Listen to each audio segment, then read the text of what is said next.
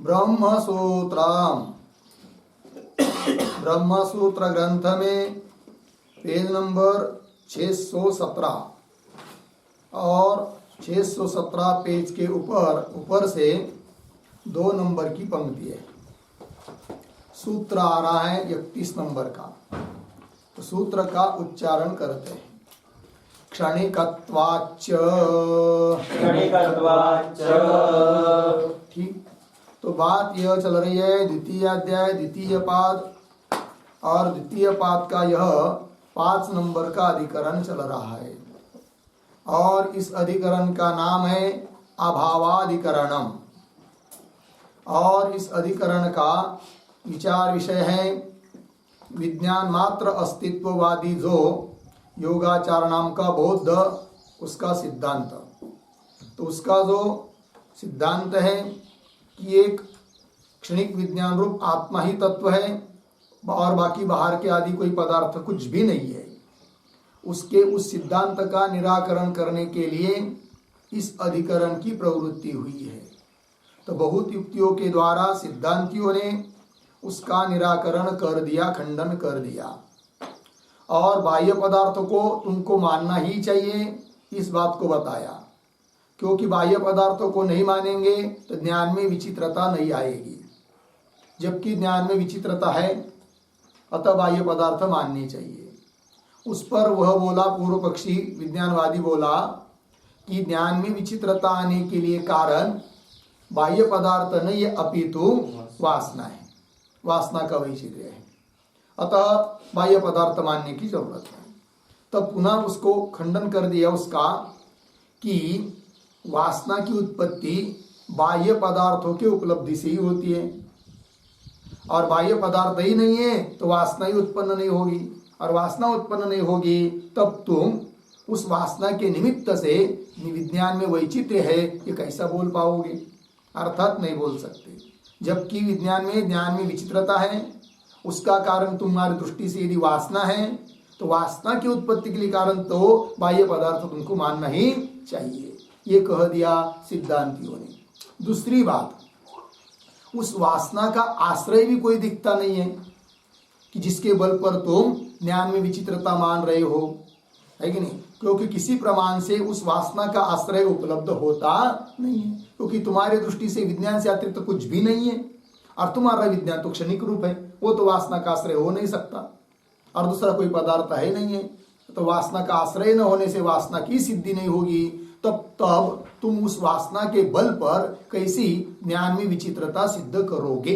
अर्थात नहीं कर सकते, ये कह दिया सिद्धांतियों ने उस पूर्व पक्षी के प्रति। उस पर अब पूर्व पक्षी बोल रहा है, समझ लीजिए क्या, कि वासना का आश्रय हम मानेंगे अलय विज्ञान को। यदि ऐसा वो बोलता है पूर्व पक्षी, तो उसका निराकरण करने के लिए ये सूत्र आया क्षणिकत्वाच्च। ठीक है, तो चलिए फिर इस सूत्र का अर्थ हम लोग लिख लेते हैं। तो लिखेंगे सूत्रावतरणम,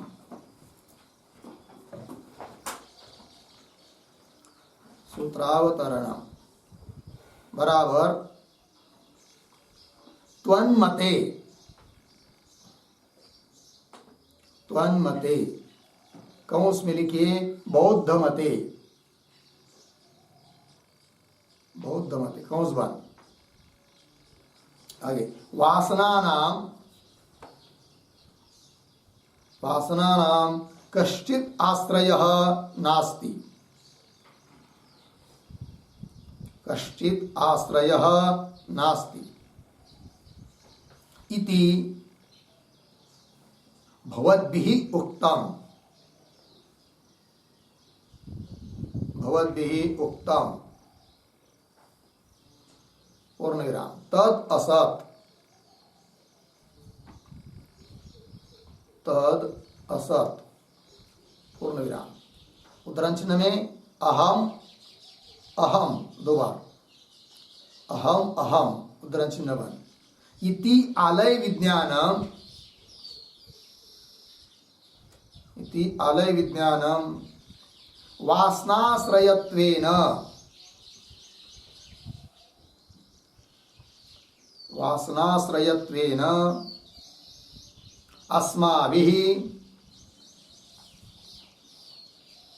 अस्माभिः कौंस में लिखिए बौद्धैः बौद्धैः कौंस बन परिकल्प्यते परिकल्प्यते इत्यत्र आह इत्यत्र आह। ठीक, फिर नीचे की पंक्ति में सूत्राम बराबर क्षणिकत्वाच्च 2:2:31। फिर नीचे पदच्छेद क्षणिकत्वात् च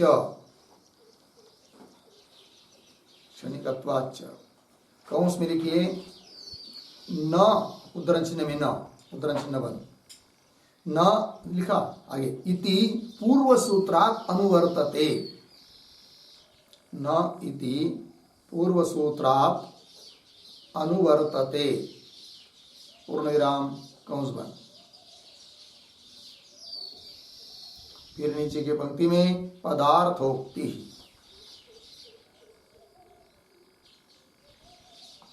बराबर प्रतीक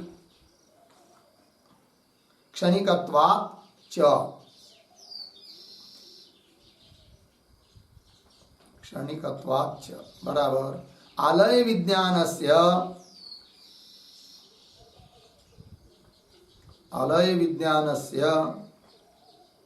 क्षणिकत्वांगीकारात् च क्षणिकत्वांगीकारात् च। फिर आगे प्रतीक न बराबर वासनाश्रयत्वं न संभवति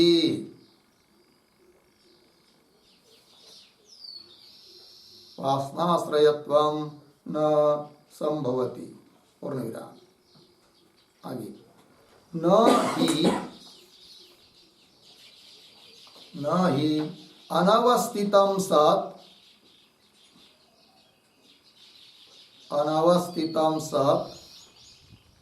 प्रवृत्ति विज्ञानवत्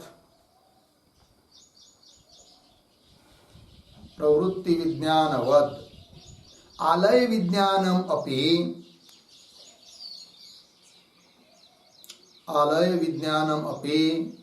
वासनानाम्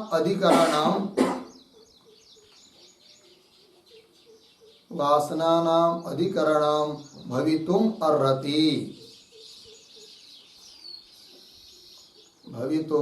अर्हति पूर्णविराम। आलय विज्ञानस्य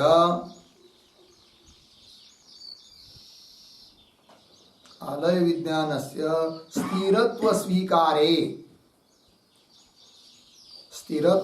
स्वीकारे च तस्य सिद्धान्तहानिः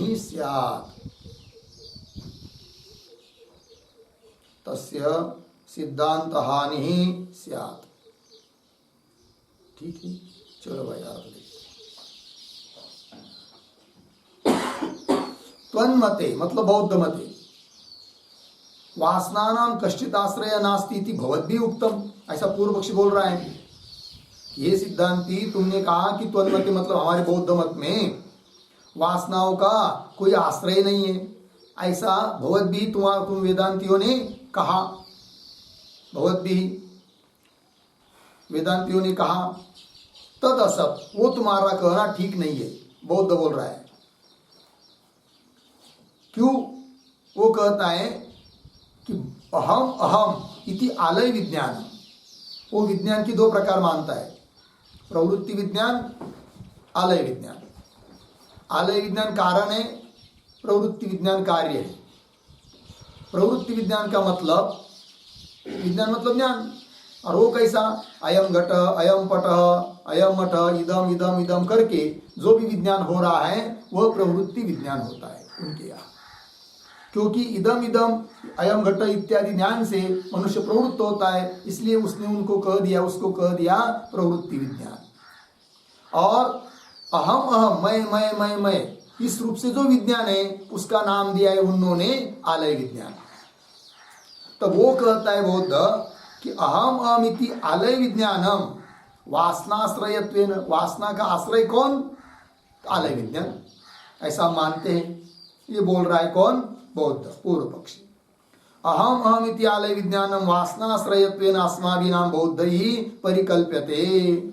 ऐसे ऐसा यदि वो बौद्ध बोलता है तो उसके लिए खंडन करने के लिए सूत्र आया क्षणिकत्वाच्च 2:2:31।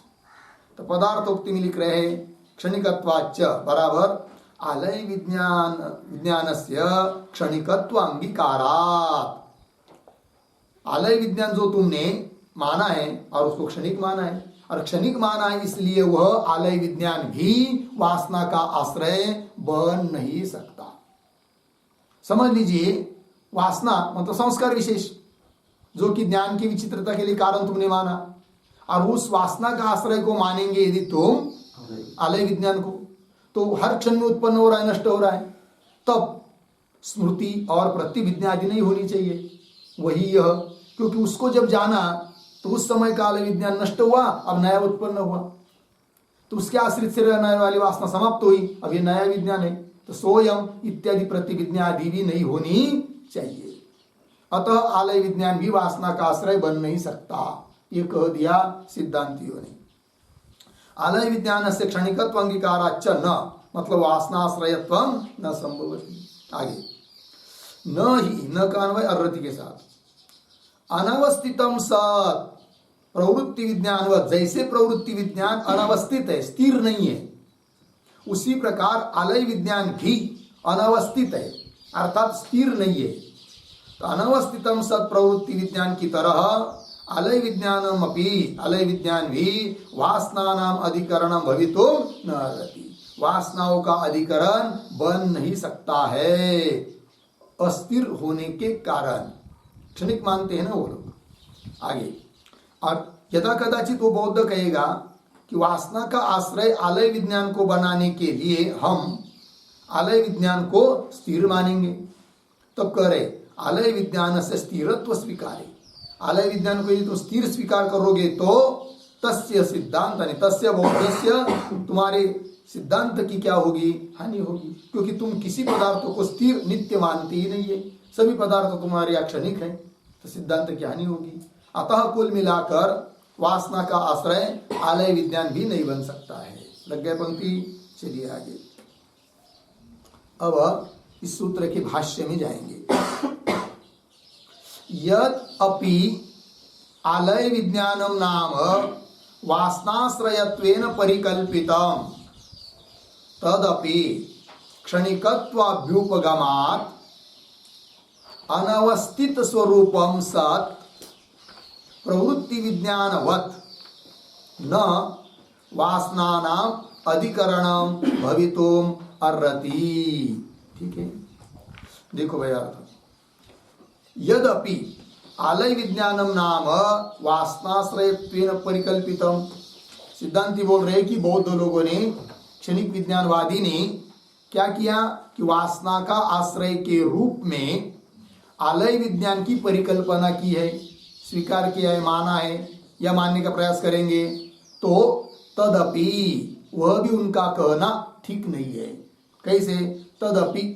तदपि आलय विज्ञानम अपि क्षणिकत्वाभ्युपगमात्, उस आलय विज्ञान को भी इन्होंने क्षणिक ही माना है, अभ्युपगम स्वीकार किया है। क्षणिकत्वाभ्युपगमात् अनवस्थित स्वरूपम, इसलिए वो आलय विज्ञान कैसा हुआ? क्षणिक मानने से अनवस्थित स्वरूप हुआ। अनवस्थित स्वरूप मतलब अस्थिर, स्थिर नहीं है। अनवस्थित स्वरूपम सब ऐसा होता हुआ प्रवृत्ति विज्ञानवत्, प्रवृत्ति विज्ञान की तरह न वासनानाम अधिकरणम भवितुम अर्हति, वासनानाम अधिकरणम भवितुम न अर्हति। किसकी तरह? प्रवृत्ति विज्ञान की तरह। जैसा प्रवृत्ति विज्ञान वासना का आश्रय नहीं बन सकता है, उस प्रकार आलय विज्ञान भी वासना का आश्रय नहीं बन सकता है। वही कह दिया। आगे चलिए, न ही कालत्रय संबंधिनी एकस्मिन् अन्वयिनी असति कूटस्थे वा सर्वार्थदर्शिनी देश काल निमित्तापेक्ष वासनाधीन स्मृति प्रतिसंधानादि व्यवहार संभवती। ठीक है जी, पंक्ति देखिए, थोड़ा सा शब्दों का पहले अन्वय कर लेते हैं। और दूसरी बात, आपके पुस्तक में देश का निमित्त अपेक्ष वासनाधान ऐसा शब्द है, हमारे यहाँ वासना अधीन ऐसा शब्द है। कोई बात नहीं, पाठ भेद है तो अन्वय करते शब्दों का। एक शब्द छोड़कर आया है आगे, कालत्रय संबंधिनी एकस्मिन् अन्वयिनी, एक शब्द छोड़कर आगे, कूटस्थे वा सर्वार्थदर्शिनी, पीछे असति, आगे देश का निमित्तापेक्ष वासनाधीन स्मृति प्रतिसंधानादि व्यवहार, व्यवहार तक आ गए ना। फिर वाक्य के शुरू में आया है न ही, फिर अंतिम में संभवती, नहीं संभवती। अब देखो भाई अर्थ कह रहे हैं, और ये जो पंक्ति है ना नहीं इत्यादि, उसके पूर्व में एक वाक्य लिखते हैं अवतरण के रूप में, अस्तु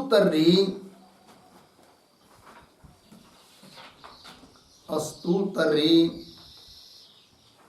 आलय विज्ञान संतानाश्रयात्,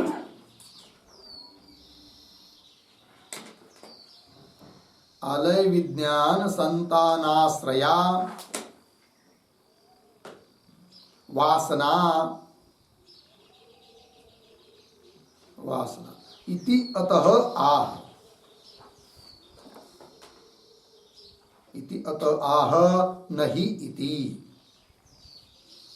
ठीक है, देखो भैया तो भाष्य में अभी पीछे की पंक्ति में सिद्धांतियों ने बात बता दिया विज्ञानवादी को कि वासना का आश्रय आलय विज्ञान नहीं हो सकता। उस पर कदाचित वो बोलेगा बौद्ध, ठीक है कि वासना का आश्रय आलय विज्ञान नहीं बन पा रहा है, मत बनने दो, किंतु हम वासना का आश्रय मानेंगे किसको? आलय विज्ञान संतान, वही लिखा अस्तु तर्हि आलय विज्ञान संतानाश्रया वासना। आलय विज्ञान का संतान का अर्थ होता है धारा, प्रवाह। जैसे नदी का प्रवाह होता है उस प्रकार आलय विज्ञान का भी प्रवाह चल रहा है, उत्पन्न होता है, नष्ट होता है, उत्पन्न होता है, वो जो धारा चल रही संतान, वह वासना का आश्रय है, ऐसा हम मानेंगे। ऐसा यदि बौद्ध कहने का प्रयास करता है तो वह भी उसका कहना ठीक नहीं है। इस बात को बताने के लिए ये पंक्ति आई है, भाष्य पंक्ति। तो पंक्ति में देखिए फिर तो कह रहे हैं कालत्रय संबंधिनी, तीनों कालों में जिसका संबंध है, ऐसा कोई एक, एकस्मिन, पुनः वो अन्वयी हो, अनुस्यूत हो, ऐसा कोई कूटस्थ अथवा सर्वार्थदर्शी असति न रहने पर, है कि नहीं? यदि तुमको वासना का आश्रय कोई मानना होगा तो वो ऐसा मानना पड़ेगा कि जो तीनों काल में रह रहा है, एक है कि नहीं, और अनुस्यूत है। ऐसे किसी चीज को तुम वासना का आश्रय मानोगे तब स्मृति और प्रतिभिज्ञा इत्यादि सबकी उपपत्ति लगेगी। और यदि इस प्रकार का कोई तुम्हारे पास है नहीं कि जो तीन काल में है, तीनों काल में रहने वाला है, पुनः एक है और अनुस्यूत है, इस प्रकार का कूटस्थ अथवा कोई सर्वार्थदर्शी असति न रहने पर देश काल निमित्त अपेक्षा, देश काल और निमित्त की अपेक्षा करने वाली जो वासना, उस वासना का आधान स्थापना, कि वह उस वासना के अधीन मतलब वासना के निमित्त से होने वाली स्मृति, है कि नहीं? आदान करेंगे तो उस वासना की स्थापना और उसके द्वारा उसके निमित्त से होने वाली स्मृति, ऐसा अर्थ करेंगे। आधान पाठ ऐसा करेंगे, आधान क्या, वासना आधान ऐसा यदि पाठ है आपके पुस्तक में, तो उसका अर्थ क्या करेंगे, वासना की स्थापना, आश्रय, और उसके निमित्त से होने वाली कौन, स्मृति और प्रतिसंधान आदि, ये सब। प्रतिसंधान आदि व्यवहार न संभवती, संभव नहीं होगा। यहां पर प्रतिसंधान शब्द आया है। प्रतिसंधान शब्द का अर्थ लिखिए प्रत्यभिज्ञा। प्रतिसंधान आदि ऐसा है ना, प्रतिसंधान शब्द का अर्थ है प्रत्यभिज्ञा।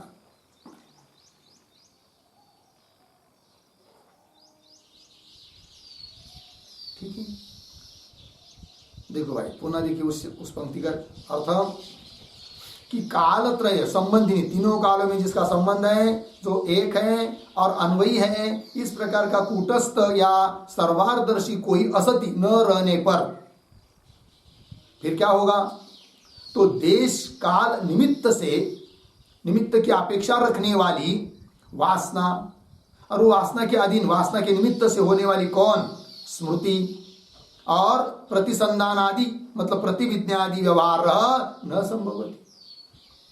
क्योंकि क्या, स्मृति होने के लिए, प्रतिसंधान होने के लिए क्या पढ़ना पड़ता है, स्मृति तब होती है जब पूर्व में अनुभूत रहेगा, और तुम्हारा अनुभव करने वाला आत्मा तो क्षणिक स्वरूप है, तो जिसने पूर्व में अनुभव किया वो अभी है नहीं। तो देश काल वस्तु की अपेक्षा रखने वाली सब चीजें हैं, वासना स्मृति आदि, तब तो स्मृति यह व्यवहार भी नहीं होना चाहिए, और प्रतिविज्ञा यह व्यवहार भी नहीं होना चाहिए कि स्वयं वही है, क्योंकि वहां भी अनेक क्षण में रहने वाला ही कोई चाहिए कि जिसको पूर्व का अनुभव है, वो उसी के आधार पर वासना है। अब उसी वासना संस्कार जागृत हुए तब उसको ज्ञान हो रहा है कि वही यह है करके, सामने वही चीज आ गई तो, किंतु ये तब हो सकता है जब कोई एक है कि नहीं, पुनः अनुस्यूत और तीनों काल में रहने वाला रहेगा और उसके आश्रित संस्कार रहेंगे, तभी ये संभव है। किंतु तुम्हारे ऐसा कोई चीज नहीं है, तो ये सब व्यवहार फिर नहीं होगा। कौन सा व्यवहार, देश काल संबंध की अपेक्षा रखने वाली वासना का स्थापन, और उस वासना के अधीन होने वाली स्मृति और प्रतिसंधान, ये सब व्यवहार नहीं होगा, जबकि यह सब व्यवहार होता है। अतः तुम वासना का आश्रय मानने के लिए तुम्हारे पास कुछ भी नहीं है कि नहीं। अतः वासना का आश्रय, एक कहीं आश्रय ये तुम्हारे यहाँ कुछ नहीं है, अर्थात वासना नहीं है, और वासना नहीं है तो ज्ञान में विचित्रता नहीं होनी चाहिए, जबकि ज्ञान में विचित्रता हो रही है। अतः सिद्ध होता है कि बाह्य अर्थ है, क्योंकि ज्ञान में विचित्रता तब आएगी जब बाह्य अर्थ रहेगा। तो बाह्य अर्थ की सिद्धि कर रहे हैं। ठीक, चलिए भाई आगे चलते हैं। स्थिर स्वरूपत्वे तु आलय विज्ञानस्य सिद्धांत हानि। ठीक, थोड़ा अन्वय, तू मिला ना पक्ष, एक शब्द छोड़कर, तू आलय विज्ञानस्य पीछे स्थिर स्वरूपत्वे सिद्धांत हानि। ठीक है, और ये जो पंक्ति है स्थिर स्वरूपत्वे, उसके पूर्व में एक वाक्य लिखते हैं, अवतरण, यदि व्यवहारार्थम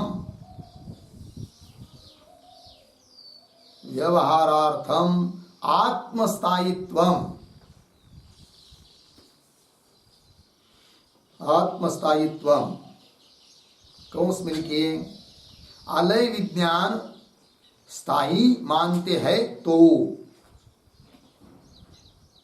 आलय विज्ञान स्थायी मानते हैं तो, कौन सा अर्धविराम, तदा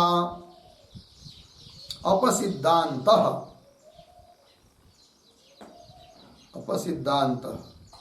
इति आह स्थिर स्वरूपत्वे इति। देखो भाई अर्थ,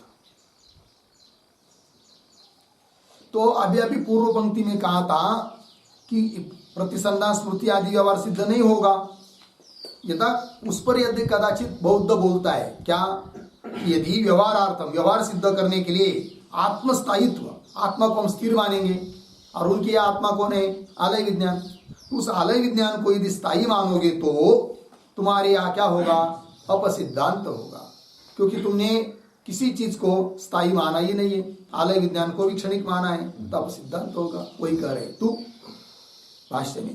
तो आलय विज्ञान से स्थिर स्वरूपत्व, उस आलय विज्ञान को स्थिर स्वरूप मानेंगे तो सिद्धांत हानि।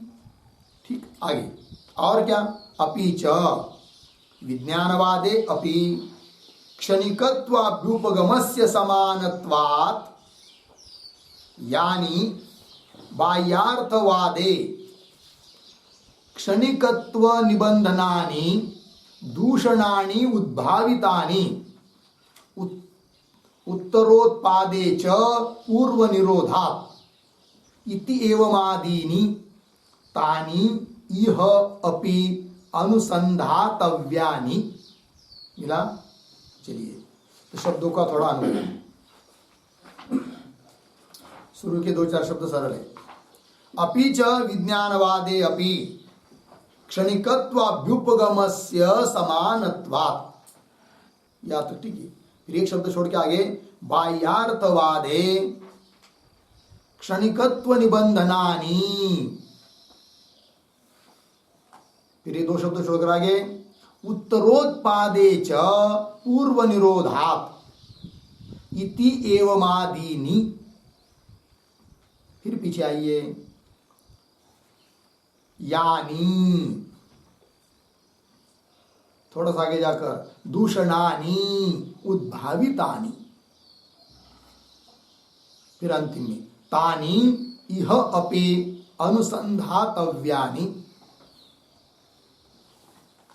ठीक है, देखो भाई अर्थ तो क्या कर रहे हैं, हाँ अपिच और विज्ञानवादे, विज्ञानवाद क्षणिक विज्ञानवाद योगाचार का, उसमें क्या जी, क्षणिकत्व अभ्युपगम से समानत्व, क्षणिक, वो क्षणिक मानता है विज्ञान को, उसका अभ्युपगम स्वीकार समान है किसके साथ, बाह्यार्थवादियों के साथ।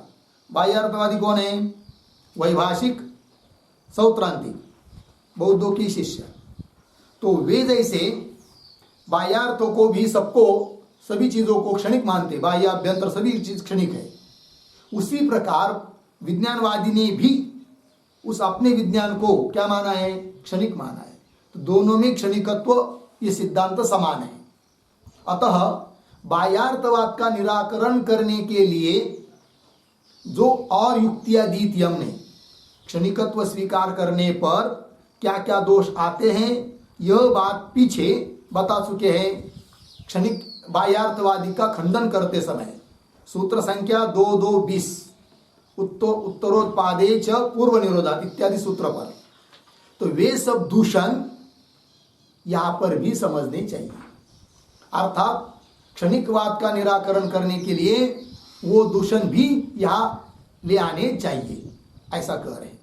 पंक्ति आप देखिए, अपीच विज्ञानवादी अपि क्षणिकत्व अभ्युपगमस्य, विज्ञानवाद में भी क्षणिकत्व का स्वीकार सिद्धांत समान होने से, आगे बाह्यार्थवादे, सौत्रांतिकों का जो, वैभाषिकों का जो बाह्यार्थवाद है उसमें क्षणिकत्व निबंधनानि, अर्थात क्षणिकत्व के निमित्त से, क्षणिकत्व उन्होंने माना इसलिए उसके अधीन क्या जी, तो उत्तरोत्पादे च पूर्व निरोधा, जब आगे का उत्पन्न होता है तो पीछे का नष्ट होता है, ये सूत्र है ब्रह्म सूत्र। इति एवं आदीनि इत्यादि यानी दूषणानि उद्भावितानि, जो दोष उस पक्ष पर हमने उद्भावित किए हैं, दिए हैं, तानि वे सब दोष इह अपि, यह अपि क्षणिक विज्ञानवादे अपि, क्षणिक विज्ञानवाद के मत को खंडन करने के लिए भी वे सब दोष समझने चाहिए। यह अपि अनुसंधातव्यानि, उन दोषों का अनुसंधान यहां पर भी कर लेना चाहिए, ये बात बता दी। ठीक है, आगे चलिए। एवं एतौ द्वौ अपि वैनाशिक पक्षौ निराकृतौ बाह्यार्थवादी पक्ष विज्ञानवादी पक्षश्च। ठीक है, थोड़ा सा अन्वय, अन्वय क्या, हाँ लिख लीजिए अन्वय शुरू से, एवं एवं, उसके बाद अंतिम अंतिम में जाएंगे, बाह्यार्थवादी पक्ष विज्ञानवादी पक्ष च, फिर बीच वाला सब, एतौ द्वौ अपि वैनाशिक पक्षौ निराकृतौ। ठीक है, देखिए भाई ये जो पंक्ति है ना एवं, उसके पूर्व में एक छोटा वाक्य, मत द्वय निरासम उपसंहरति, मत द्वय निरासम उपसंहरति एवं इति। ये जो दो मत है उसका जो निराश खंडन किया अभी तक, उसका उपसंहार कर रहे भगवान भाष्यकार। तो पंक्ति देखिए भाई, एवं इस प्रकार से बाह्यार्थवादी पक्ष विज्ञानवादी पक्ष, दो पक्ष हुए। तो बाह्यार्थवादी पक्ष के अंतर्गत दो आ गए, कौन कौन, सौत्रांतिक और वैभाषिक, इसलिए उन दोनों को मिलकर एक पक्ष, एक पकड़ा बाह्यार्थवाद, और दूसरा हुआ फिर अभी विज्ञानवाद, तो दो हुई। अब एक बचा है कौन, शून्यवाद, जो कि किसका है, माध्यमिक मत का है, तो उसके बारे में आगे की पंक्ति में बोलेंगे। तो देखो भाई, एवं इस प्रकार से अभी तक जो बताया उसके अनुसार बाह्यार्थवादी पक्ष और विज्ञानवादी पक्ष एतौ द्वौ अपि, ये दोनों भी पक्ष, एतौ द्वौ अपि वैनाशिक पक्ष, वैनाशिकों के पक्ष है। वैनाशिक बौद्ध, वैनाशिक क्यों कहते हो उनको, वो विनाश को मानते हैं, हर क्षण में नाश होता है ना, इसलिए विनाश। और ये जो है कौन, अर्ध वैनाशिक नैयायिक, और कौन है वो, वैशेषिक, नैयायिक वैशेषिक आदि जो है ना, उनको क्या कहते हैं, अर्ध वैनाशिक, क्योंकि वो सभी चीजों को विनाशी नहीं मानते, कुछ नित्य मानते, कुछ विनाशी मानते हैं, है कि नहीं। तो घट पट पृथ्वी जल तेज वगैरह कार्य रूप जो है वो सब कैसे विनाशी है, और परमाणु आकाश वगैरह को नित्य मानते हैं, इसलिए वो अर्ध वैनाशिक हुई। और बौद्ध पूर्ण वैनाशिक, किसी भी चीज को नित्य मानते ही नहीं है, विनाश वाली ही मानते हैं। तो इस प्रकार वैनाशिक पक्ष अर्थात बौद्ध के जो दो मत है निराकृत, उनका निराकरण कर दिया। ठीक है, अब आगे चलिए, शून्यवादी पक्ष तू, आ रहे ना पंक्ति, ये जो शून्यवादी पक्ष इत्यादि पंक्ति चालू हो रही है, उसके पहले एक वाक्य लिखते उत्तरा, ज्ञान ज्ञेयात्मकस्य, ज्ञान ज्ञेयात्मकस्य सर्वस्य सत्त्वाभ्याम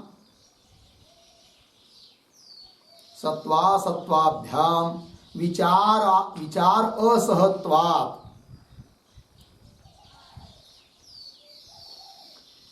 असहत्वात्, असहत्वात् शून्यता अवशिष्यते, शून्यता अवशिष्यते इति माध्यमिक पक्षस्य अपि, माध्यमिक पक्षस्य अपि मानमूलत्वम् आशंक्य, मानमूलत्वम् आशंक्य सूत्रकारः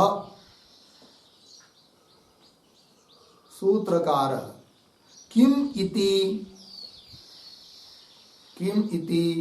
न निराचकार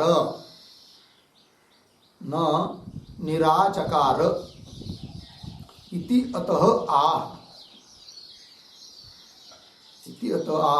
शून्य इति।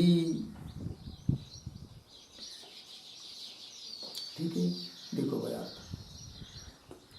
ज्ञान ज्ञेयात्मकस्य सर्वस्य, ज्ञान ज्ञेय घटादि ज्ञान, ये सब कुछ क्या है, वो सब न सत है न असत है, सर्वस्य सत्वा सत्वाभ्याम विचार असहत्वा।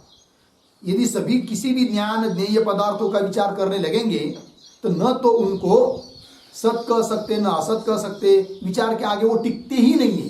विचार असहत्वा, और कोई पदार्थ विचार के सामने नहीं टिक रहा है, अर्थात कोई पदार्थ है ही नहीं। और यदि कोई पदार्थ नहीं है तो बचा क्या? शून्य।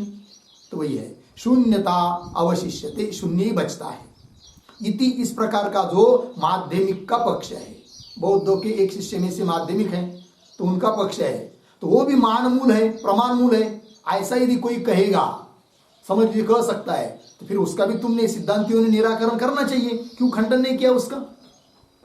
वही करे माध्यमिक पक्ष से अपनी मान मूलत्व आशंक्य, वो भी प्रमाण मूल ऐसी शंका करके सूत्रकार ने किम इति न निराचकार, सूत्रकार ने उस शून्यवादियों का खंडन निराकरण क्यों नहीं किया, ये प्रश्न। तब उस पर उत्तर दे रहे भगवान भाष्यकार, शून्यवादी पक्ष तो इत्यादि भाष्य पंक्ति से। तो भाष्य में आइए, शून्यवादी पक्ष तू सर्व प्रमाण विप्रतिषिद्ध इति तन्निराकरणाय न नादरः क्रियते, आदरः न क्रियते। ठीक है, पंक्ति देखिए अर्थ।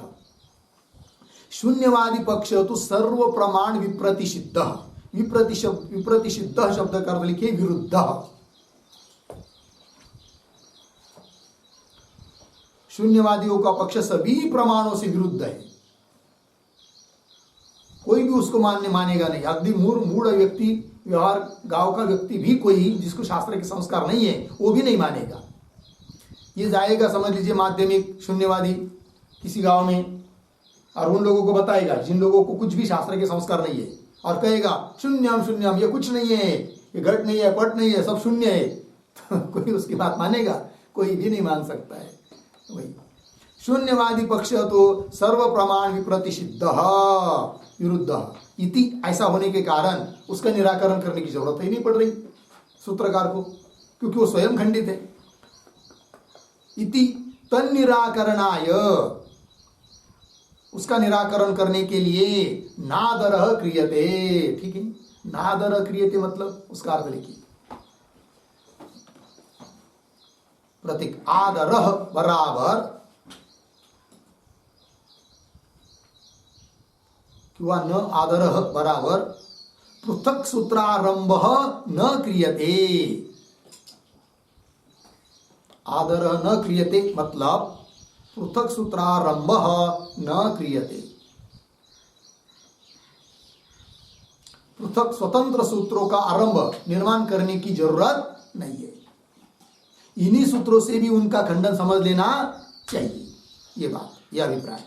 चलिए आगे, नादरः क्रियते, आगे न ही अयम सर्व प्रमाण सिद्ध लोक व्यवहार अन्य तत्वम अनधिगम्य शक्यते अपन्नोत्वम, क्यों? अपवादा भावे उत्सर्ग प्रसिद्धे है। ठीक है, थोड़ा सा अन्वय करेंगे। आयाम सर्व प्रमाण प्रसिद्ध लोक व्यवहार अन्य तत्वम अनधिगम्य, या तक सरल हुआ, अयम से लेकर यहां तक अनधिगम्य, फिर एक शब्द छोड़कर आगे अपन्नोतुम, शुरू में न ही, फिर आगे शक्यते, आगे अपवादाभावे उत्सर्ग प्रसिद्धे। ठीक है, चलो भाई। तो सिद्धांति करे उसको कि अयम सर्व प्रमाण सिद्ध लोक व्यवहार, सभी प्रमाणों से सिद्ध जो लोक व्यवहार, सभी लोगों का जो भी व्यवहार चल रहा है, खाना पीना बैठना उठना घट पट आदि आदि करके सब कुछ, तो सर्व प्रमाण से सिद्ध जो लोक व्यवहार है वह अन्य तत्व अनधिगम्य, अन्य किसी तत्व का, वास्तविक तत्व का स्वीकार किए बिना, अनधिगम्य क्या अपन्नोतुम न शक्यते, अपन्नोतुम निराकर्तुम न शक्यते, उसका निराकरण, उसका बाद अपलाप कर नहीं सकते, है कि नहीं? क्यों? एक नियम है कि अपवाद का अभाव है, अपवाद नहीं है तो चलते रहता है कौन? उत्सर्ग। उत्सर्ग शब्द का अर्थ होता है सामान्य नियम। सामान्य नियम चलते रहता है जब तक उसके लिए कोई अपवाद नहीं है, और यदि अपवाद है तो उस अपवाद को छोड़कर सामान्य नियम चलता रहता है। ये बात हुई, ठीक है कि नहीं? जैसे कह दिया क्या कि सभी लोग, आप लोग भोजन करने के लिए आओ, किंतु जिसको भूख नहीं है वो छोड़कर। तो सामान्य नियम क्या है? सब लोग भोजन के लिए आओ। और अपवाद क्या है? जिसको भूख नहीं है वो मत आओ। तो अपवाद नहीं रहेगा तो सभी लोग आओ, मतलब जिसको भूख है, जिसको नहीं है वो सब आओ, उत्सर्ग चलता रहेगा। और यदि अपवाद है तो अपवाद को छोड़कर उत्सर्ग चलता रहेगा। तो अपवाद का अभाव जब है, ये कहा ही नहीं कि जिसको भूख नहीं वो मत आओ, ये वाक्य कहा ही नहीं, अपवाद नहीं है, अपवाद का अभाव, तो उत्सर्ग चलता रहेगा, सभी लोग आते जाओ। उसी प्रकार सभी प्रमाणों से सिद्ध यह क्या? लोक व्यवहार, वो तो चलता ही रहेगा। कब तक? जब तक उससे अतिरिक्त वास्तविक तत्व का स्वीकार या मानते नहीं है, उसका बोध होता नहीं है, तब तक। अतः इस बाह्य व्यवहार का, सर्वलोक व्यवहार का अपवाद ऐसा ही कर नहीं सकते, ये बात बता रहे हैं। जैसे कि अयम सर्वलोक सर्व प्रमाण सिद्ध लोक व्यवहार, समझ लीजिए व्यवहार का उदाहरण। व्यवहार समझा, सामने रखा है क्या?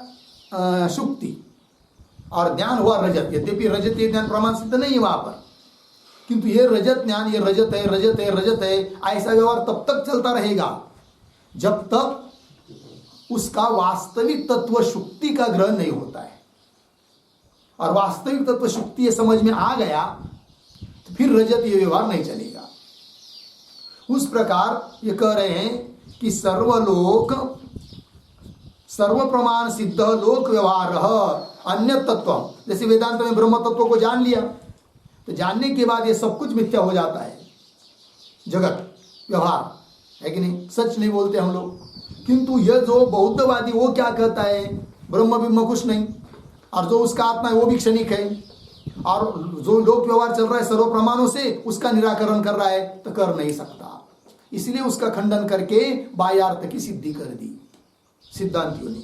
यद्यपि वेदांत मत में भी कोई भी भूत भौतिक पदार्थ ब्रह्म से अतिरिक्त है नहीं, क्योंकि सभी भूत भौतिक पदार्थ कल्पित है, और कल्पित पदार्थों को अधिष्ठान से अतिरिक्त सत्ता होती नहीं है। किंतु ऐसा सिद्धांत होने पर भी जब तक ब्रह्मबोध, ब्रह्म साक्षात्कार नहीं होता है, तब तक तो ये सब कुछ व्यवहारिक पदार्थ है, उनको व्यवहारिक सत्ता है, उसका अपलाप निराकरण कर नहीं सकते, क्योंकि वह अनुभव सिद्ध है। ब्रह्मबोध हो जाने के बाद तो ये सब कुछ मिथ्या कल्पित है, वेदांत भी मानते हैं। किंतु बौद्ध वैसा नहीं कहता है, वो कहता है कि ऐसा नहीं, ब्रह्म में कुछ नहीं, उसके यहाँ स्थिर तत्व कुछ है नहीं है, जो है वो आत्मा क्षणिक विज्ञान रूप है, और ये सभी पदार्थों को क्षणिक मानता है। अतः उनका खंडन कर दिया। लग गया जी? चलिए, अयम सर्व प्रमाण सिद्ध लोक व्यवहार अन्य तत्व अनधिगम्य, अधिगम्य मतलब जानकर, अनधिगम्य मतलब जाने बिना, अन्य इस व्यवहार से अतिरिक्त वास्तविक तत्वों को जाने बिना, क्या जी? ये सब प्रकार का सब प्रमाण सिद्ध लोक व्यवहार उसका अपन्नोतुम निराकर्तुम, है कि नहीं? न शक्यते, नहीं निराकरण नहीं कर सकते। और एक क्योंकि एक नियम है, अपवादाभावे उत्सर्ग प्रसिद्ध है। लग गया जी? ये बात हो गई। तो 31 नंबर के सूत्र का भाष्य यहाँ पूरा हुआ। फिर आगे इस अधिकरण का अंतिम सूत्र है, उसका उच्चारण अब कर लेते हैं। सर्वथानुपपत्तेश्च 2:32। इस सूत्र का भी अर्थ देख लेते हैं, फिर उसके ऊपर जो भाष्य है उसका विचार करेंगे बाद में। तो लिखते हैं सूत्रावतरणम, सूत्रावतरण बराबर सुगत मतस्य सुगतमतस्य आसांगत्यम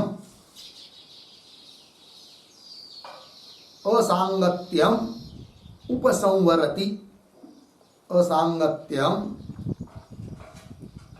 उपसंवरति सर्वथा इति। फिर नीचे की पंक्ति में सूत्र सर्वथानुपत्तिश्च 2:32 पदच्छेद सर्वथा अनुपपत्तेः च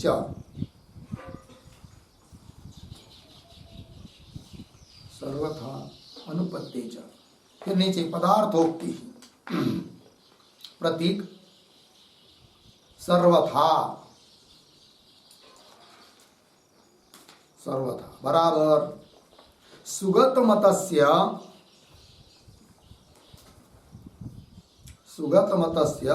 ग्रंथतः अर्थतः च ग्रंथतः अर्थतः च अनुपपत्तेः अनुपत्ति प्रतीक है अनुपपत्तेः बराबर असंगतत्वात् च अनुपत्ते च बराबर असंगतत्वात् च। क्यों च को अलग भी कर सकते हैं।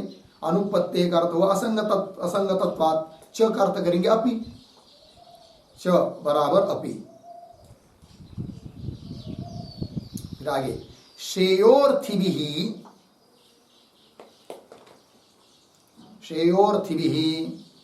भ्रांतिमूलम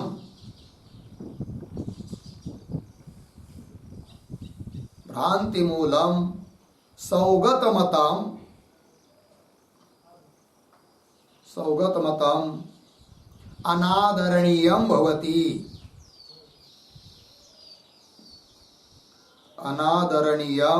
भवति पूर्ण विराम। फिर नीचे ग्रंथतः बराबर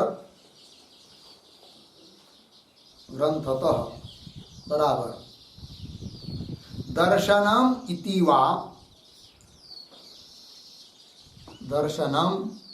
वा स्थानम इति वा वाच्ये आगे पश्यना तिष्ठना इत्यादि असाधु पद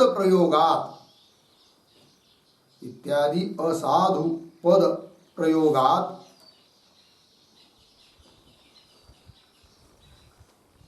इदं मतम ग्रंथतः अनुपपन्नम अस्ति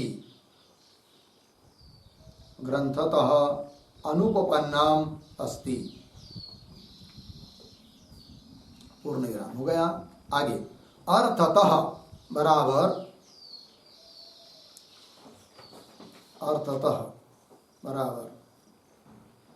नैरात्म्यम अभ्युपेत्य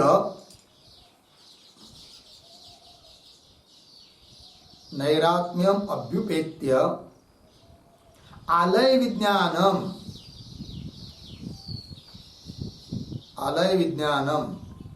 समस्त वासनाधारः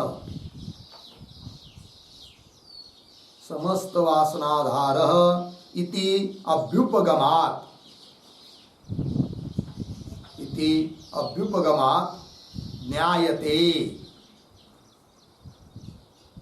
ज्ञायते इदं मतम अर्थतः अपि अनुपपन्नम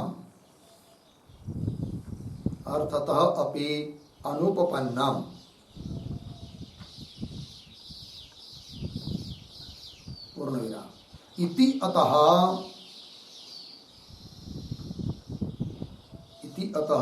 भ्रांतिमूलकः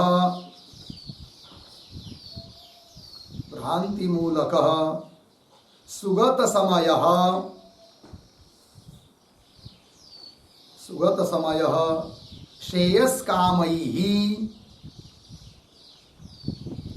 श्रेयस्कामैहि नादरणीयः नादरणीयः इति भावः।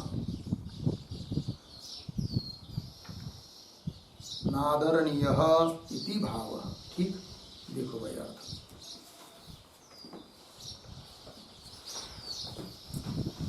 सूत्रावतरण में लिखा है सुगत मतस्य असंगत्यम उपसंवरति। सुगत मत असंगत है, ये जो अभी तक बताया उसका उपसंहार कर रहे इस अंतिम सूत्र से, सर्वथानुपत्तिष्ठ। तो पदार्थोक्ति में लिख रहे हैं सर्वथा। सर्वथा का मतलब सुगत मतस्य ग्रंथतः अर्थतः च अनुपपत्ति। सुगत मत ग्रंथतः भी ठीक नहीं है और अर्थतः भी ठीक नहीं है, असंगत है, अनुपत्ति असंगत है अपि।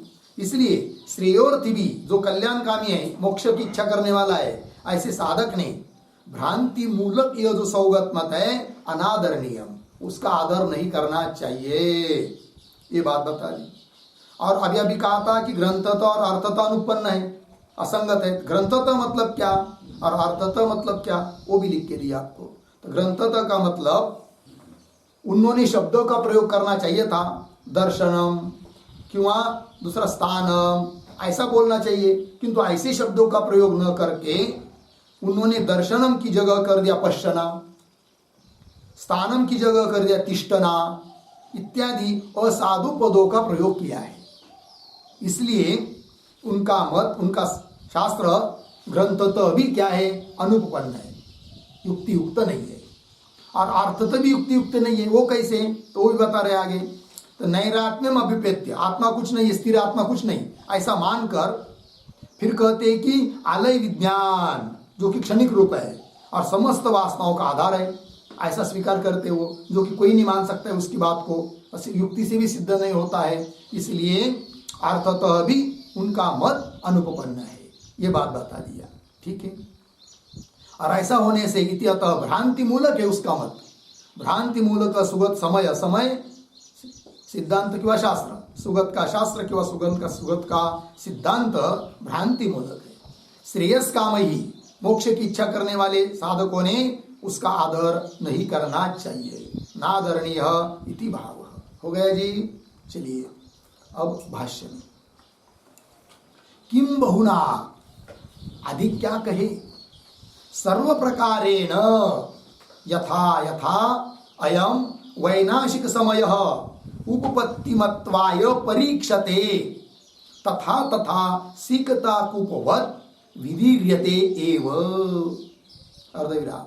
न कांचित अपि अत्र उपपत्तिम पश्यामः। ठीक है, देखो भाई भगवान भाष्यकार बोल रहे हैं किम बहुना, अधिक क्या कहे इस बौद्ध मत के बारे में। क्यों, तो सर्व प्रकारेण, सभी प्रकार से, किसी भी प्रकार से, यथा यथा, जिस जैसे जैसे, अयम वैनाशिक समय, जैसे जैसे इस वैनाशिक का सिद्धांत उपपत्तिमत्वाय, उत्पन्न होने के लिए, परीक्षित विचार किया जाता है कि नहीं, उत्पन्न करने के लिए वो भी विचार करते हैं। किंतु जैसा जैसा वो उत्पत्ति के लिए उचित है, अच्छा है, हमारा सिद्धांत ऐसा बताने के लिए जो जो युक्तियां वो बताते जाते हैं, युक्ति लड़ाते जाते हैं, तथा तथा उसी उसी प्रकार वो विदीर्ण नहीं होता जाता है, नष्ट ही होता जाता है। किसकी तरह, उदाहरण दे रहे, सिकता कूपवत्, है कि नहीं। सिकता कहते बालू, जो नदी में होती है ना, कंकड़, छोटे छोटे वालू, क्या बोलते हैं, तो उसमें यदि कुआं खोदना है तो जैसा जैसा कुआं नीचे खोदते जाएंगे उतनी उतनी रेत, उतनी वो बालू बीच में आती जाती है। थोड़ा सा झरा भी करना रहता है ना पानी के लिए, तो जितना जितना बालू उपसेंगे, निकालेंगे, उतनी उसमें आ जाती है। उस प्रकार है कि नहीं। कोई व्यक्ति ऐसे भी होते हैं दुनिया में, जितना जितना वो स्वयं के लिए अच्छा करने जाता है उतना उतना फंसता ही जाता है। चलिए भाई, तथा तथा सिकता कूपवत् विदीर्यते एव, विदीर्ण नहीं होता है, ठीक है, खंडित ही होता है उसका मत इति। इसलिए न कांचित अपि, कांचित कुछ भी, अत्र उस विज्ञानवाद में या बौद्ध के सिद्धांत में उपपत्तिम पश्याम, न कान्वय पश्याम के साथ, कांचित अपि अत्र उपपत्तिम न पश्याम, कोई भी यहाँ अच्छी बात नहीं है, युक्ति युक्तता नहीं है, ये बात कह दी। अतः च अनुपपन्नः वैनाशिक तंत्र व्यवहार। कैसे पढ़ेंगे? अतः वैनाशिक तंत्र व्यवहार अनुपपन्न। इसलिए वैनाशिक अर्थात बौद्धों का यह जो तंत्र मतलब शास्त्र व्यवहार है उनका, वो सब अनुपपन्न युक्ति रहित है, उपपन्न नहीं होता है। ठीक, आगे चलिए। अपीच बाह्यार्थ विज्ञान शून्यवाद त्रयम इतरेतर विरुद्धम उपदिशता सुगतेन स्पष्टीकृतम आत्मनः असंबद्ध प्रलापित्वम। ठीक है, अंतिम शब्दों का थोड़ा अन्वय। सुगतेन, यहाँ तक सरल है। सुगतेन के बाद सुगतेन एक शब्द छोड़कर आगे आत्मनः असंबद्ध प्रलापित्वम पीछे स्पष्टीकृतम। ठीक है, चलिए भाई, ये जो पंक्ति चालू हुई है अपीच, उसके पूर्व में एक वाक्य लिखते अवतरण। ननु सर्वज्ञस्य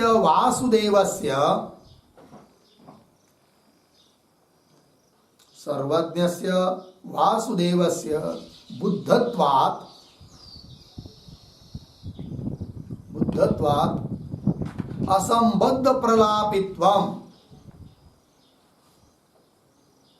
असंबद्ध प्रलापित्वम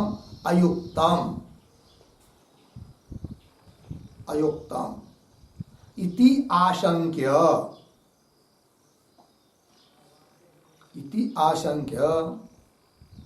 तर्हि असुर विमोहनाय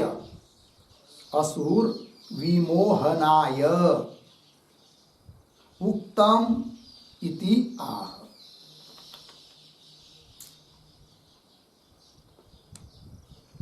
उक्तम इति आह प्रद्वेष इति। ये जो अवतरण लिखा गया है ना हम लोगों ने अभी, वो आगे इसी पंक्ति में आगे आ रहा है प्रद्वेष शब्द मिला, प्रद्वेष, उसका अवतरण समझ लीजिए। हाँ, प्रद्वेष इसी पंक्ति में आ रहा है आगे, तो आगे लिख के सही इति आह प्रद्वेष इति, तो समझ में आएगा आपको। तो उसका अर्थ बाद में देखते हैं, किंतु ये जो पंक्ति है अपीच, उसके पूर्व वाला अवतरण थोड़ा सा लिखिए, एक छोटा सा है। सौगतमतस्य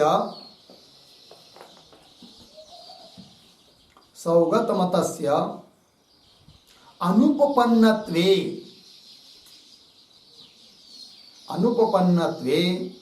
हेत्वंतरम चकार सूचितम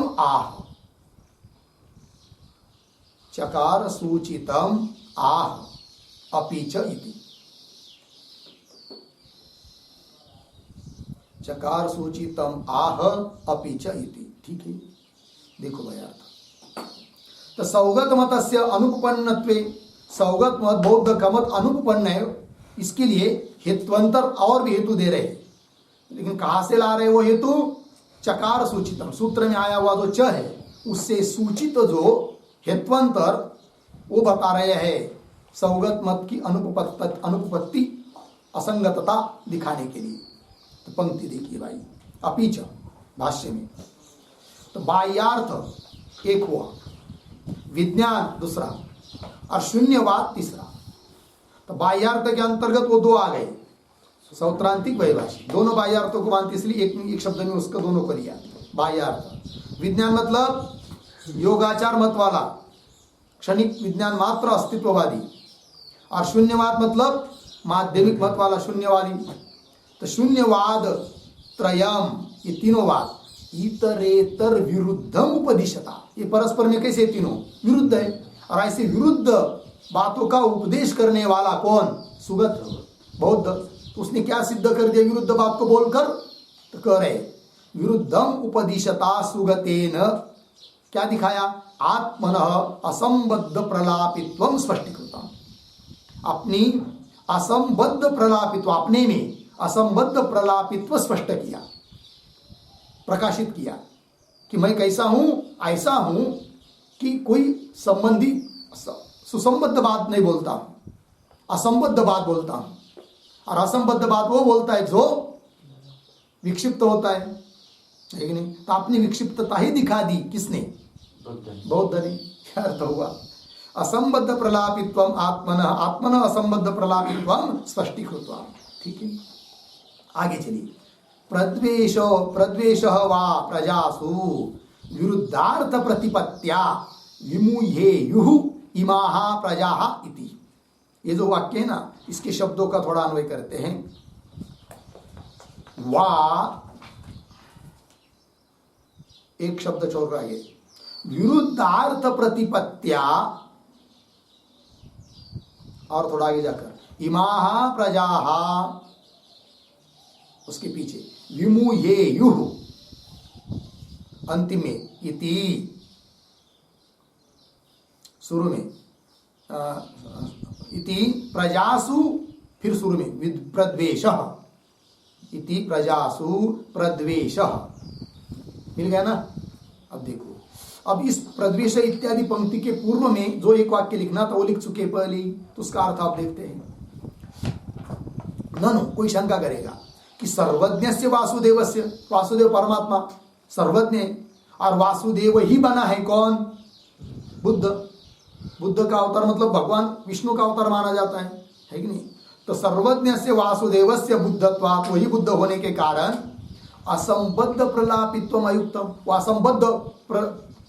असंबद्ध वाक्यों के उच्चारण कैसा करेगा?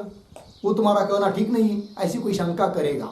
असंबद्ध प्रलापित्वम अयुक्तम इति आशंक्य, ऐसी कोई यदि शंका करता है तो उत्तर दे रहे असुर विमोहनाय उक्तम। उन्होंने, ठीक है हम भी मानते भगवान विष्णु का अवतार है बुद्ध, विक्षिप्त भी नहीं है, किंतु क्यों उन्होंने असंबद्ध प्रलापन किया, कथन किया, प्रतिपादन किया? इसलिए कि असुर लोगों को मोह में डालने के लिए, जो वेद को नहीं मानते हैं, असुर है कि नहीं, उनको घोटाले में डालने के लिए ये सब बात बताई है।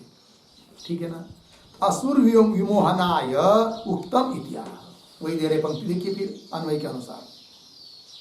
वा अथवा विरुद्धार्थ प्रतिपत्त्या, विरुद्धार्थ का प्रतिपादन करने से इमाः प्रजाः विमुह्येयुः, ये सब प्रजा कैसी हुई? विमुहित हो जाए, घोटाले में पड़ जाए, है कि नहीं? इसलिए इति प्रजासु प्रद्वेष, प्रजा के बारे में उनका क्या है? अत्यंत द्वेष है, ऐसा समझ में आता है। यदि द्वेष नहीं होता तो क्यों ऐसा वो बोलते, है कि नहीं? फिर क्यों उन्होंने घोटाले में डाल दिया उनको? इसलिए कि वो असुर है और अवतार लिया है भगवान ने। तो भगवान विष्णु ने बुद्ध के रूप में अवतार धारण कर लिया, और जो असुर है, वेद को नहीं मानने वाले हैं, उनको घोटाले में डाल दिया। घोटाले मतलब समझ में नहीं आ रहा है उसको, ये तत्व माने, ये माने, ये माने, ये माने, तो विक्षिप्त हो जाएंगे। तब वो सोचेंगे अरे नहीं नहीं नहीं नहीं, हमको वेद के अलावा और कोई पर्याय नहीं है, चलो फिर वेद का अनुसरण करेंगे। तो उनको इधर लाने के लिए भगवान ने अवतार लिया बुद्ध का, और उन असुरों को घोटाले में डाल दिया विरुद्ध बात को बोलकर, ऐसा मानते हैं। ठीक, चलिए हो गया ना इतना प्रद्वेष। आगे चलिए। सर्वथा अपि अनादरणीय अयम सुगत समय श्रेयस्कामैः इति अभिप्रायः। थोड़ा अन्वय, श्रेयस्कामैः पीछे, अयम सुगत समय, और पीछे सर्वथा अपि अनादरणीय, आगे अंतिम में इति अभिप्रायः। ठीक, तो ये जो पंक्ति है ना सर्वथा इत्यादि, उसके पूर्व में एक वाक्य लिख लेते हैं। चतुर्धा अपि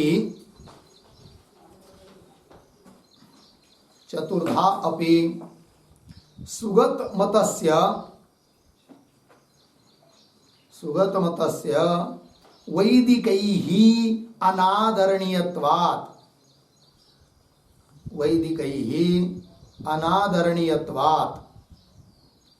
अर्धविराम न तेन नित्य सच्चिदात्मनः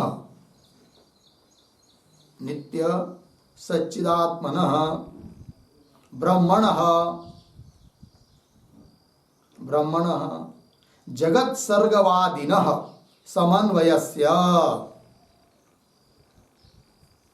जगत सर्गवादिनः समन्वयस्य विरोधः बराबर बाधः भवति इति निगमयति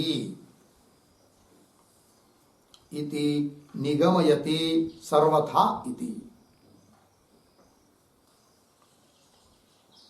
ठीक है, इति निगमयति सर्वथा इति हो गया। देखो भैया अर्थ चतुर्धापि चारों भी प्रकार का सुगत मत जो है वह वैदिक ही अनादरणीयत्वाद वेद को मानने वाले के द्वारा अनादरणीय है, उपेक्षणीय है, बिल्कुल उपेक्षणीय है और भ्रांति मूलक है। और भ्रांति मूलक होने के कारण उसके द्वारा वेदांत समन्वय का वाद नहीं होता है, ये कहना।